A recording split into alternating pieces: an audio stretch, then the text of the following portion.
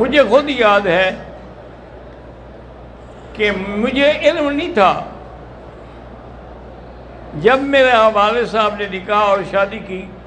تو لوگوں سے کہا بھی آپ اپنے گھر کی چیزیں لے آئیں، عشاء کی نماز کے بعد یہیں مسجد میں بیٹھ کے سب مل کے اکٹھے کھانا کھائیں گے۔ وہ لے آئے، سب نے اکٹھے کھانا کھایا، مجھے بلایا انہوں نے، اور بس آپ کا میرا نکاح پڑھا کہ آپ کا نکاح ہو گیا ہے، آپ کی بیوی آپ کے گھر آ جائے گی بس۔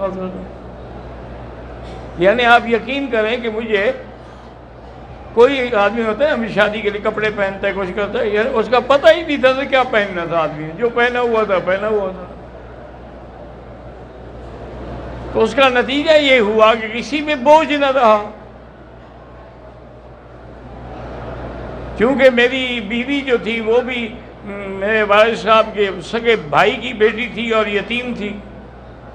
کفالت والد صاحب بھی کرتے تھے، وہ تو گویا ہے گھر سے ایک کمرے سے دوسرے کمرے میں آ گئی بس۔